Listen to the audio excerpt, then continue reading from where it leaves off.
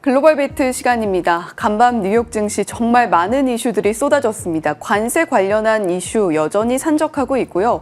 그런 가운데에서 FOMC도 진행이 됐고 메타, 마이크로소프트 등 빅테크 기업들의 실적 발표도 함께 나왔습니다. 우리나라도 이제 관세 협상 어떻게 나오게 될지 그 성적표를 받아들게 되는 날이기도 한데요. 그에 앞서서 확인을 했던 FOMC 결과 그리고 미국의 경제 데이터들, 빅테크 종목들의 실적까지 저희가 알차게 준비를 했습니다. 사실 FOMC에 대한 경계감이 어제 지수를 혼조세로 마감하게 하는데 큰 영향을 줬습니다. 월스트리트 저널의 닉 티밀하우스 기자 같은 경우에는 FOMC에서 그다지 우리가 기대하는 내용이 나오지 않을 수도 있다라는 이야기를 일찍이 말을 했는데요. 정말 그대로 결과가 나오면서 시장이 실망감으로 반응하는 듯한 분위기였습니다. 네, 지금 간밤에는 FOMC에 대한 실망감이 작용을 했다면 또 애프터마켓에서는 메타와 마이크로소프트가 8% 안팎으로 현재 급등 중에 있거든요. 내일 시장에 대한 기대감을 좀 갖게 되는데 일단 간밤에 마감했던 시장과 FOMC 결과부터 요약해 드리도록 하겠습니다. 자, 7월 FOMC 결과는 예상대로 기준금리 동결이었습니다. 그리고 크리스토퍼 월러 연준 이사, 미셸 보먼 이 두 명의 인사가 반대표를 던졌습니다. 금리 인하를 주장한 거고요. 이렇게 두 명의 연준 위원이 반대표를 던진 것은 1993년 이후 처음 있는 상당히 이례적인 일이다라고 합니다.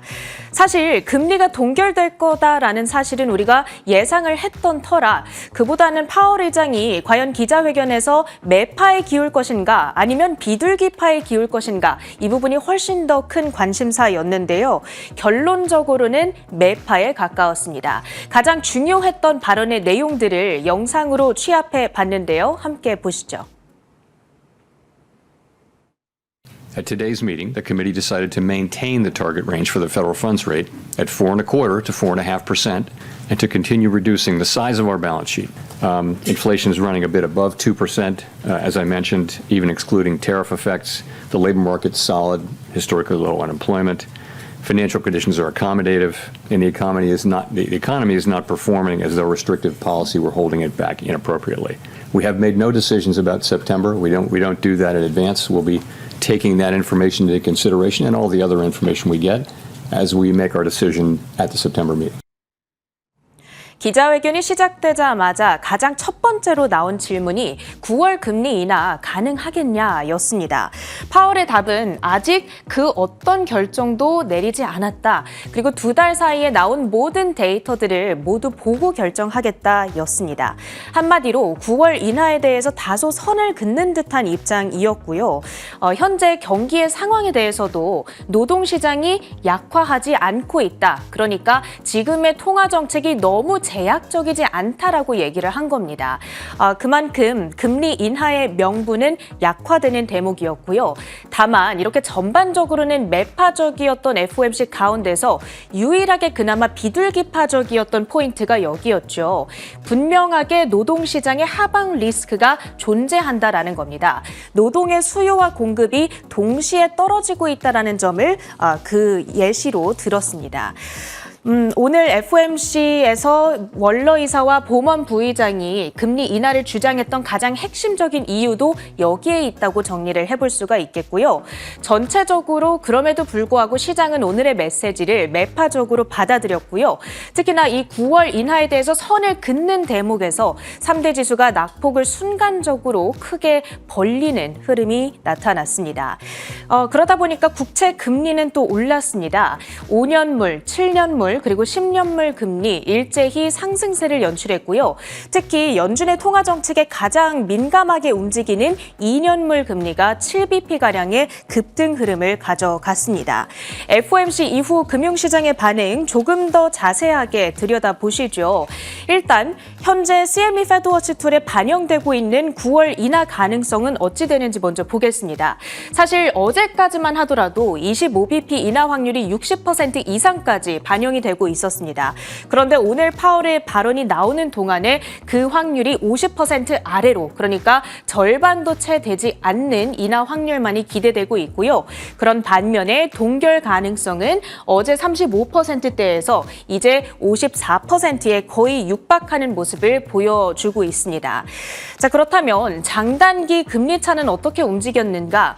그 장단기 금리차를 보여주는 수익률 곡선은 급격하게 축소되는 모습을 확인하실 수가 있습니다. 원래는 장기 금리가 더 높아야 정상인데 장기 금리와 단기 금리의 차이가 거의 없거나 매우 슬림한 간격만을 두고 있다는 의미이죠. 그 프로세스는 이렇습니다. 금리 인하에 대한 기대감이 꺾이면서 통화 정책에 민감한 단기 금리가 폭등을 하고, 그러다 보니까 장기 금리와의 격차는 줄어들게 되는 거죠. 외환 시장에서는 그러다 보니 달러 가치가 움직였습니다. 달러 인덱스가 오늘 1% 가까이 급등하면서 99.8선을 뚫어냈고요. 이것이 5개월 내 최고 수준입니다. 달러는 금리 인하에 대한 기대감이 멀어질수록 더 매력적인 자산이 되기 때문입니다. 그리고 달러와 반대로 움직이는 금 가치는 당연히 하락하는 움직임을 보여줬습니다. 일단 금은 이자를 주지 않기 때문에 금리가 높게 유지되면 유지될수록 금을 보유하는 데에 따른 이 기회비용이 늘어나게 되는 거고요. 그리고 아직은 경기가 견고하다라는 평가가 파월 의장의 입에서 나오다 보니까 안전자산 혹은 이 침체 리스크에 대비한 자산으로서의 매력도가 떨어지는 효과가 있는 겁니다. 금 가격 오늘 1.6% 하락하면서 3,320달러대까지 후퇴를 하고 있습니다. 이제 자세한 섹터와 종목들의 움직임도 확인해 보시죠. 자, 오늘 종목 뉴스 가장 큰 관심사는 마이크로소프트와 메타의 실적 결과입니다. 사실 정규장에서는 그렇게 큰 움직임은 없었는데 현재 애프터마켓에서는 8% 안팎의 급등으로 진행이 되고 있고요. 자세한 실적 결과는 뒤에서 혜은 앵커가 정리해 드립니다. 오늘 또 하나의 특징은 엔비디아 등을 필두로 해서 반도체주들이 일제히 상승세를 연출했다는 점인데요. 모건 스탠리 측에서 투자 의견을 상향 조정한 투자 의견과 목표가를 긍정적으로 제시한 영향이었습니다. 이 내용 역시도 뒤에서 정리를 해드리도록 하겠고요. 그 밖에는 이쪽에 위치한 몬델레즈 호실적에 힘입어서 급등을 한 모습, 그리고 최근에 보험주들의 주가 약세가 좀 계속해서 두드러지는 양상이었는데 오늘 종목 한 가지가 호실적을 발표하면서 다 함께 상승했다는 점도 특징적으로 잡아볼 수 있겠습니다. 주요 종목들의 이슈 하나씩 정리해 보시죠. 먼저 메타입니다. 오늘 실적을 앞두고 저커버그 CEO가 페이스북에 게시한 한 가지 영상이 주목을 받았습니다. 초지능 AI 개발이 눈앞에 다가왔다. 그러면서 개인 역량 강화에 새로운 시대를 열어줄 거라고 언급을 했습니다. 초지능 AI라고 하는 것은 인간을 뛰어넘는 AI를 말하죠. 메타는 최근 수십억 달러를 쏟아부으면서 이 AI 관련 인재들을 영입하고 있는데 특히 영상에서 인상적이었던 대목은 AI로 인간을 대체하는, 즉 노동의 자동화에 집중하기보다는 인간의 일상을 도와주는, 즉 인간이 중심이 되는 AI 개발에 집중하겠다라는 코멘트였습니다. 그 밖에는 반도체주들이 일제히 상승세를 연출했는데요. 모건 스탠리의 목표가 상향 덕분이었습니다. 이 내용 자세하게 한번 정리를 해봤습니다. 먼저 엔비디아에 대해서는 비중 확대 의견과 함께 원래 목표가 170달러에서 200달러까지 상향 조정을 했습니다. 전일 종가와 비교했을 때 14%의 추가적인 업사이드를 내다보고 있는 거고요. 신제품 블랙웰 제품 사이클에서 프로세서와 네트워킹 메모리 모두 하반기에 상당한 성장세를 보여줄 것이다. 기대감을 드러내고 있습니다. AMD에 대해서는 기존의 121에서 185달러까지 이제 내다보고 있고요. 중국 시장 제품을 다시 출시함으로써 하반기에 새로운 성장 동력에 주목을 했습니다. 특히 MI350 제품 중심으로 한 성장을 예상하고 있고요. 브로드컴 역시도 이제 신규 목표가 338달러, 전일 종가 대비 13%의 추가적인 업사이드죠. 기사이죠. 네트워킹 관련 기업들의 지출 수요로 주가가 힘을 받을 것이다 라는 코멘트 체크해 보시면 좋겠습니다. 그 밖에 특징주들 정리해 보시죠. 먼저 노보노디스크, 어제 급락 이후 오늘 추가적인 하락이 연출됐습니다. 연간 가이던스 하향 여파를 이틀째 받아갔고요. 특히 뱅크 오브 아메리카가 투자 의견을 기존의 매수에서 중립으로 하향 조정했다는 점 체크가 반드시 필요합니다. 노보노디스크의 시세 확인해 보시죠. 자, 어제 20%가 넘는 폭락이었습니다. 그런데 오늘 7.3% 추가적인 하락, 주가 50달러선 간신히 턱걸이를 하고 있고요. 위클리를 기준으로는 30% 가까운 하락 추세입니다. 다음으로는 보험사인 휴메나입니다. 각각 기대 이상의 이 매출액과 EPS 더블 비트를 기록했고요. 최근 실적 실망감에 억눌렸던 보험주들의 투심을 살리는데 일조를 했습니다. 휴메나의 주가 오늘 12.4% 폭등하면서 260달러 선을 뚫어내는 모양새였고요. 유나이티드 헬스, 엘레반스 등의 투심까지 함께 살려줬죠. 다음으로 스포티파이죠. 전일 실적 발표 이후에 11% 넘게 급락을 했었습니다. 그런데 도이체방크가 이것은 저가 매수의 기회다라고 평가를 했고요. 특히 어제 우리가 봤던 그 월간 활성 이용자 수 그리고 유료 가입자 수가 탄탄한 성장세를 이어갔다. 그렇기 때문에 향후 반등의 촉매가 될 수 있다고 지적을 합니다. 스포티파이의 주가 오늘 5% 가까이 급등하면서 650달러 선 터치하고 있고요. 그 밖에 실적 특징주들 먼저 허쉬부터 보겠습니다. 초콜릿을 만들고 있는 허쉬죠. 실적이 잘 나와줬습니다. 사실 관세에 대한 부담감이 여전하다 보니까 이 연간 실적 전망을 하향 조정하기는 했거든요. 그런데 지난 분기 실적을 봤을 때 조정 EPS가 지난 몇 년을 통틀어서 시장의 컨센서스 상회폭이 가장 컸습니다. 그러면서 허쉬의 주가도 시장에서 긍정적인 반응이 나타났죠. 1.4% 상승하면서 188달러 선 가리키고 있고요. 다음으로는 노스페이스, 팀버랜드 등의 브랜드들을 가지고 있는 VF 코퍼레이션 확인해 보겠습니다. 예상보다 적은 손실폭을 기록했습니다. 시장에서는 34센트의 손실이 예상됐었는데 24센트 실제로는 더 적게 발표가 됐고요. 매출액도 예상보다 잘 나와주면서 주가는 2.6% 상승세를 연출했습니다. 마지막으로는 펠로톤, 운동기구를 만들고 있는 회사이죠. UBS 측에서 투자 의견을 중립에서 매수로 높여잡았고요. 주가가 앞으로 2배 더 뛸 수 있다라고 이야기를 하면서 시장에서 좀 갑작스럽게 큰 관심을 받게 됐습니다. 펠로톤의 주가 오늘 19% 가까이 폭등하면서 7.3달러 선에 거래를 마쳤습니다. 특징주들 모두 체크해봤고요. 주요 외신 헤드라인으로 이어갑니다.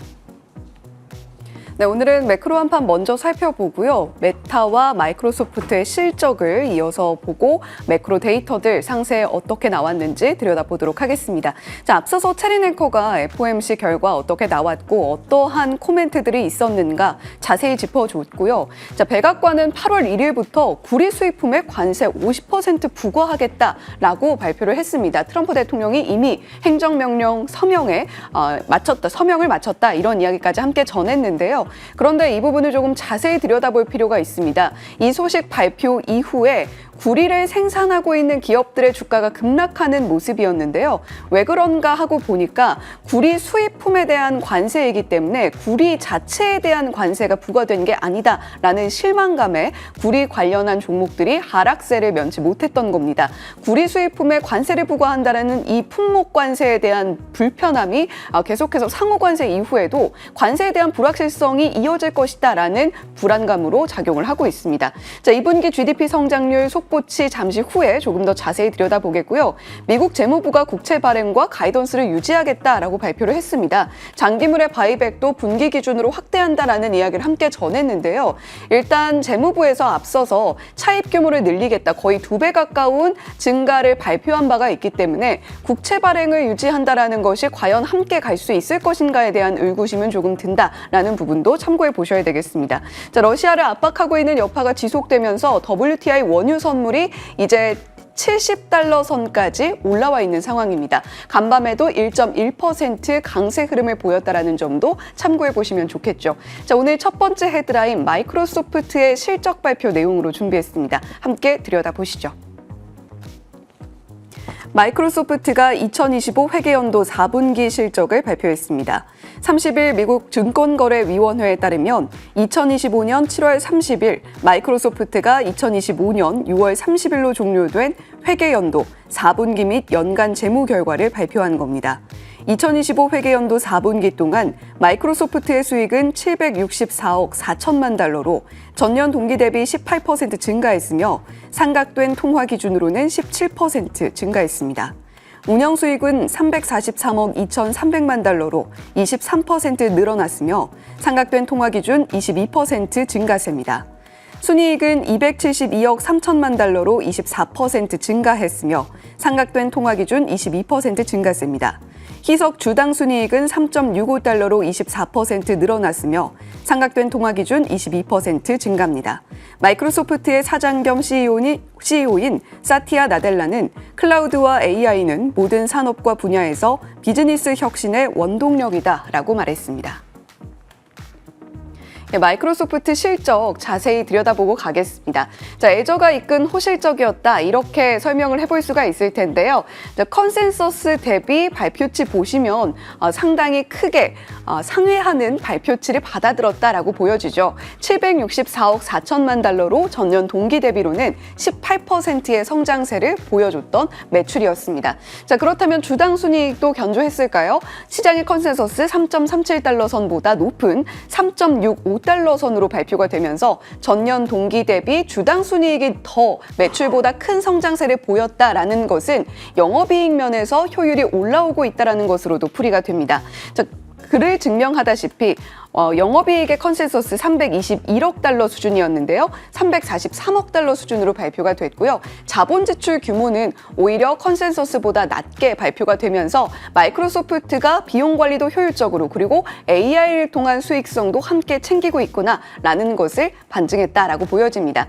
자, 그렇다면 세부 사항들의 실적들도 저희가 들여다봐야겠죠. 무엇보다 가장 크게 주목을 끌었던 부분은 인텔리전스 클라우드 부분일 겁니다. 시장의 컨센서스 291억 달러를 벌어들일 걸로 봤는데 전년 동기 대비 26% 성장세를 보이면서 거의 300억 달러 가까운 수익성을 보여줬고요. 애저와 클라우드 성장률은 34.2%라는 높은 성장률을 컨센서스 갖고 있었는데 그를 훨씬 더 뛰어넘는 39%의 수익성을 보여줬습니다. AI 쪽에서 돈을 상당히 잘 벌어들이고 있다라는 것이겠고요. 생산성과 비즈니스 프로세스 역시 컨센서스 상회, 그리고 퍼스널 컴퓨팅 부분에서도 역시 컨센서스를 하회한 항목이 단 하나도 없었습니다. 그리고 내년도 매출 가이던스 한 자릿수 후반의 성장세를 보여줄 것이다 라는 코멘트도 함께 전해줬었죠. 자, 이렇게 애저가 이끌고 있는 호실적 안에서 AI가 어느 정도의 기여를 하고 있는지를 저희가 또 자세히 들여다볼 필요가 있겠습니다. 자, 마이크로소프트의 이 클라우드 부문의 성장세가 회계연도 기준 2024년도 4분기 기준으로 해서 조금 꺾이는 듯한 모습을 보여줬거든요. 그런데 다시 점차적으로 우상향 곡선을 그려주고 있습니다. 사티아 나델라 CEO, 클라우드와 AI가 모든 산업과 비즈니스 부문의 혁신을 주도하고 있다라고 이야기를 했습니다. 애저와 코파일럿, AI 서비스, 마이크로소프트가 영위를 하고 있는 전방위적인 클라우드, AI 관련 산업군에서 미래 성장 엔진이 확보되는 모습을 우리가 확인을 하고 있다라는 코멘트를 전했습니다. 자, 그리고 에이미 후드 CFO도 이번 분기에 클라우드 매출이 27%나 성장했다. 연중 최대 매출 갱신을 한 것이고 AI 워크로드 수요가 공급을 앞지르고 있다라고 이야기를 하면서 수요가 상당히 견고함을 그리고 앞으로도 수익성을 잘 챙겨갈 수 있음을 좀 자신감을 통해서 드러낸 발언이었습니다. 자, 이렇게 CEO들의 코멘트까지 들여다봤고요. 부분별의 실적을 좀 분석을 해보겠습니다. 앞서서 인텔리전스 클라우드 부분의 시장의 주목도가 상당히 높다라는 말씀을 전해드렸는데요. 애저와 클라우드 서비스 성장의 핵심 축이 39%의 성장세를 보여줬다라는 것은 괄목할 만한 성장세입니다. 특히 무엇보다 기업용 AI, 클라우드 수요가 폭증하고 있다라고 코멘트를 했고요.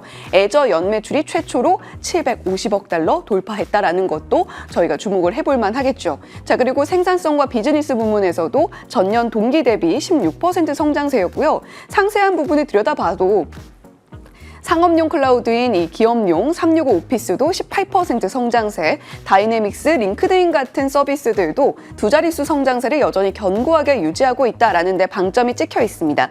결국에 네 가지 포인트를 좀 잡아보면요. AI와 애저가 전 부문의 성장률을 대폭 견인을 하고 있음을 살펴볼 수가 있고요. 애저 성장률 가운데에서도 AI 매출만 따로 떼어서 들여다보면 이 부분만 15에서 17%포인트가 나옵니다. 절반가량은 안 되지만 그래도 상당한 부분이 AI 쪽에서 매출이 나오고 있다는 것을 반증하고 있겠고요. 코파일럿과 깃헙 같은 AI 도입 확산 축이 지금 시장에 널리 뿌리 내리고 있다는 것도 이번 실적에서 확인할 수 있는 부분이었습니다. 캐펙스 증가로 마진이 소폭 하락했다는 점은 아쉽게 느껴질 수도 있는데 이것도 무려 68%고요. 오퍼레이팅 레버리지로 인해서 영업이익률이 유지되고 있다는 점에 방점이 찍혀 있습니다. 정말 막대한 규모를 지출하고 있다는 것은 우리 모두가 알고 있는 사실인데 그 안에서도 수익성을 꼼꼼하게 챙기면서 AI 실질 수익화가 본격화되고 있다는 것이 이번 마이크로소프트 실적의 핵심이다라고 이야기를 할 수가 있겠죠. 자, 마이크로소프트의 시간외 지금 시세를 좀 체크하고 있습니다. 7.55% 급등세를 계속해서 유지해주고 있고요. 자세한 저희 어닝콜 이야기는 뉴스프레소 월가워즈에 업로드가 되는 뉴스프레소 컨텐츠를 통해서 전해드릴 수 있도록 하겠습니다. 지금 시간외 시세 함께 아마존 같은 기업들도 움직이고 있는데요. 아마존은 실적에 대한 기대감 함께 반영되고 있는 걸로 풀이가 되고 있고요. 자, 이제 메타의 실적을 들여다봐야 될 텐데 메타의 자세한 실적도 바로 이어서 살펴보겠습니다. 메타가 서프라이즈급의 실적을 공개한 뒤 시간외 거래에서 급등하고 있습니다. 현지 시간 30일 오후 4시 메타 주가는 시간외 거래에서 10% 가까운 급등세를 보이며 765달러 선까지도 터치해냈습니다. 지난 6월 30일 장중 기록했던 사상 최고치 747달러 선을 크게 웃돈 수준입니다. 메타가 공개한 6월 말 기준 2분기 실적은 주당 순이익 7.14달러였습니다.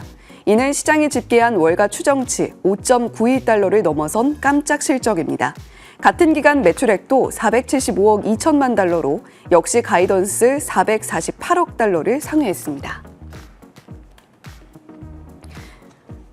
메타의 상세 실적 저희가 들여다보고 왔는데요. 마벨 테크놀로지와 마이크로소프트의 커스텀 칩 협력이 지속되고 있다는 것은 앞선 마이크로소프트의 실적과 함께 체크해 보시면 좋겠는데요. 마벨이 함께 급등하는 모습을 보여줬습니다. 최근에 헤지펀드의 숏 포지션을 많이 좀 안고 갔던 마벨 상당히 좀 부담이었는데 푸분 보고서에 따라서 분위기 반전이 좀 있었고요. 에이직 반도체 신뢰 회복 중이다라는 코멘트도 확인을 하시면서 마이크로소프트의 마이아 칩 발주가 늘어나고 있다는 점도 저희가 함께 체크해 가져가면 좋겠죠. 자, 메타 실적 이어서 바로 살펴보겠습니다. 매출액이 컨센서스를 크게 상회했죠. 475억 달러 수준으로 발표가 되면서 전년 동기 대비 22%의 성장 흐름을 보여줬습니다. 자, 주당 순이익이 5.85달러 수준이었는데 이를 훨씬 더 뛰어넘는 7.14달러 선에서 발표가 됐고요. 38%의 급등세를 함께 나타냈습니다. 자, 그렇다면 매출 전망 어떻게 좀 나타냈는지 저희 가이던스도 역시 중요한 포인트들 중에 하나입니다. 475억에서 505억 달러 수준으로 발표가 됐고요. 자, 그리고 비용 전망 이 부분이 중요하죠. 메타도 역시 다른 기업들이 AI 수익화에 따라서 좀 고전을 면치 못했던 때에 메타는 과감하게 우리는 지출 더 늘리겠다라고 이야기를 한 바가 있습니다. 이에 따라서 메타가 한때 실적 발표 이후에 주가가 급락하는 모습을 보였던 실적 시즌도 있는데요. 비용 전망 여전히 큰 규모 유지를 하고 있고요. 2025년 회계연도 캐펙스 전망도 이전 전망치와 비교를 했을 때 소폭 늘어나는 모습을 보여줬습니다. 그런데 전반적으로 비용 관리 우리 효율적으로 하고 있다라는 코멘트를 저커버그 CEO가 내놓은 만큼 자세한 코멘트도 잠시 뒤에 들여다보도록 하죠. 자, 메타의 2025년 2분기 부문별 실적을 저희가 또 들여다볼 필요가 있겠습니다. 메타 실적의 상당 부분을 견인하고 있는 쪽은 어쩔 수 없이 광고입니다. 컨센서스가 440억 달러 수준이었는데 465억 달러 수준으로 역시 컨센서스를 크게 뛰어넘는 광고 부문의 실적을 발표를 했고요. 전년 동기 대비로는 21%의 성장 흐름을 보여줬죠. 패밀리 앱스 444억 달러의 컨센서스 훨씬 더 뛰어넘는 1억 5천만 달러로 발표가 됐고요. 역시 20%대 성장세 동일하게 발표했습니다. 다만 역시 메타의 아쉬운 부분, 아픈 손가락은 리얼리티 랩스 쪽일 텐데요. 컨센서스가 3억 9천만 달러 이렇게 발표가 됐는데 3억 7천만 달러로 컨센서스를 소폭 하회했습니다. 자, 그와 함께 전년 동기 대비 4.8% 성장세가 좀 둔화되는 모습도 보여줬는데요. 그럼에도 불구하고 메타와 레이벤이 협력한 스마트 글라스는 시장에서 반응이 상당히 좋다라고 이야기가 나오고 있죠.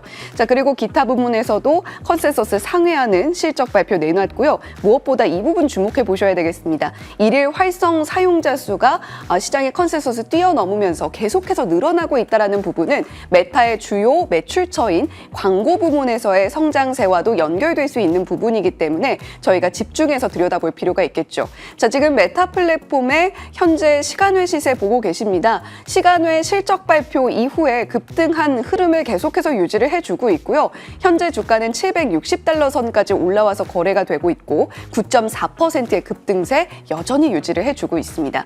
자, 그렇다면 메타의 투자 포인트 저희가 3분기 가이던스와 투자자 가이드 함께 체크를 해보시고요. 스트릿 예상치보다 더 긍정적인 3분기 가이던스와 투자자 가이던스 제시를 했다라는 부분 참고해 보시면 좋겠습니다. 자, 그리고 무엇보다 AI 인프라, 서버, 데이터 센터의 투자를 지속하겠다라는 코멘트 이어졌다라는 점에서 메타뿐만이 아니라 엔비디아 같은 반도체 관련한 종목들에도 훈풍으로 오랫동안 작용할 수 있다라는 부분도 체크해 보시죠. 자, 마크 저커버그 CEO의 코멘트입니다. 사업과 커뮤니티 양면에서 강력한 실적이었고 글로벌 인구를 위한 개인 슈퍼 인텔리전스를 구축했다라고 이야기를 하고 있는데요. 이 부분은 메타가 지금 역점적으로 추진을 하고 있는 슈퍼 인텔리전스 랩스에 대한 강조이기도 합니다.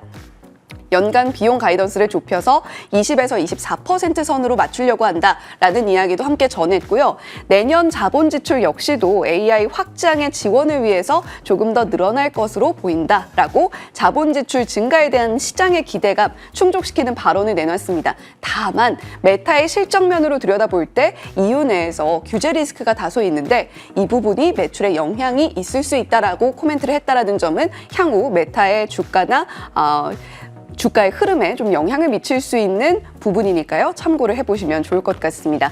자, 이렇게 메타의 AI 구축과 관련한 포인트들 짚어봤고요. 메타 역시도 광고 부문의 견고한 성장세를 바탕으로 핵심 플랫폼 MAU 계속해서 늘어나고 있고요. 이로 인해서 수익성이 개선되고 더더욱 올라가고 있습니다. 자, 그리고 메타는 조금 약삭 빠르다라는 이야기를 들을 정도로 AI 인재 유치에 상당히 적극적이죠. 오픈 AI, 애플, 기덥 출신의 고액 채용을 계속해서 이어가고 있고요. 이 부분은 아마 메타가 AI 쪽에 지출하고 있는 캐펙스에 포함이 될 겁니다. 그리고 무엇보다 메타 슈퍼 인텔리전스 랩스에 대한 강조를 저커버그 CEO가 콕 집어서 이야기를 한 만큼 이 부분에서도 또 추가적으로 성과가 나올지 한번 지켜보시면 좋겠고요. 메타의 사명이 메타인 것은 이 리얼리티 랩스라는 부서와 상당히 큰 연관성이 있는데요. 사업 구조 조정하고 있다라고 이야기했고요. 효율화를 병행하면서 레이벤 스마트 글라스 판매 호조 있다라는 부분도 함께 챙겨갔습니다. 자, 이렇게 메타의 핵심 성장 동력까지 체크를 해봤고요. 그 밖에 나왔던 실적들도 저희 들여다보고 가겠습니다. 일단 저희 모건 스탠리의 뷰를 좀 들여다볼 필요가 있겠는데요. 엔비디아가 이제 또 실적 발표를 매그니피센트 7 종목들 가운데에서 가장 늦게 합니다. 8월 중에 실적 발표가 나올 예정이고요. 모건 스탠리의 뷰를 통해서 앞으로 AI 관련해서 반도체 관련해서 모멘텀이 이어질 수 있을 것인가에 대한 체크를 하고 갈 필요가 있겠습니다. 엔비디아 목표가를 $200까지 올려 잡았는데요. 투자 의견도 비중 확대 유지를 하고 있죠. 2026년 기준 EPS 멀티플을 33배로 상향한다라는 코멘트와 함께 블랙의 수요의 총량이 공급을 지속적으로 초과하고 있다라는 점에서 여전히 긍정적 시각을 유지한다라고 코멘트를 내놨습니다. 자, 그러면 반도체 종목들 실적 어떻게 나왔는지 저희가 퀄컴 먼저 살펴보겠습니다. 자, 컨센서스 소폭 상회하는 매출을 발표한 퀄컴이었습니다. 전년 동기 대비 10% 성장세였고요. 주당 순이익은 그보다 훨씬 더 큰 상승폭을 보여줬던 19%의 성장세를 나타냈습니다. 자동차 사업과 상세한 부분들의 실적도 체크를 해보시고요. 매출 전망치 시장에서 106억 달러 수준으로 전망을 했는데 상단이 111억 달러입니다. 퀄컴은 52주 신고가를 경신하는 흐름을 간밤에 보여주기는 했는데요. 시간외 시세 바로 이어서 살펴보면요. 퀄컴은 아무래도 좀 시장의 예상치에 부합하는 수준, 거의 비트하는 수준의 실적을 내놨기 때문에 시간 외에서 5% 급락으로 반응하고 있다라는 점은 참고해 보실 필요가 있겠습니다.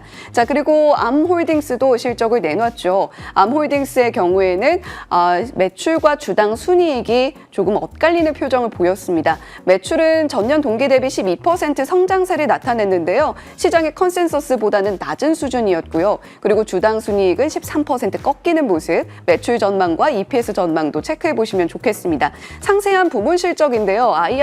암홀딩스가 주요 매출처로 삼고 있는 쪽은 로열티 매출입니다. 시장의 발표치는 5억 8천만 달러 수준이었고요. 전년 동기 대비 25% 성장하기는 했는데 암홀딩스의 최근 사실 실적의 흐름은 그다지 좋지 못했다라는 점도 참고해 보시면 좋을 것 같습니다. 시간외 시세는 7% 급락으로 현재 반응하고 있다는 점도 참고해 보시면 좋을 것 같습니다. 자, 이렇게 실적이 정말 많이 발표가 됐기 때문에 숨가쁘게 달려봤는데요. 자, 그래도 저희가 매크로 데이터 좀 챙기고 가야겠죠. 2분기 GDP 견조하게 나타났습니다. 1분기 당시에 마이너스 0.5%로 크게 우려를 낳았는데 3%로 발표가 됐고요. 이 부분에는 어떤 영향들이 있었을까? 두 가지 포인트 있습니다. 관세 인상 전에 수입을 미리 늘린다라고 이야기를 하는 프론트로딩이 좀 기여를 하면서 순수출과 재고 부분이 1.8% 성장에 기여했다라는 포인트고요. 민간 소비가 회복세를 보이긴 했습니다. 1.4% 증가했는데 다만 정부 지출이 4% 줄었거든요. 정부 부문의 지출 삭감을 좀 반영하고 있다라는 GDP의 반증세입니다. 미국 재무부에서는 하반기에 들어서면 GDP 성장률이 더더욱 올라갈 것이다라고 이야기를 했는데 일단 그에 수반하는 금리 정책이 따라줘야 된다라는 이야기도 함께였거든요. 그런데 FOMC의 기조를 봤을 때는 연준의 스텝도 함께 체크해 볼 필요가 있겠습니다. 자, 2분기 GDP 살펴봤고요. ADP 민간 고용은 견조하게 나타난 편이었는데 금요일 고용 보고서까지 저희가 함께 계속해서 주시를 해보시죠. 글로벌 비트 전해드렸습니다.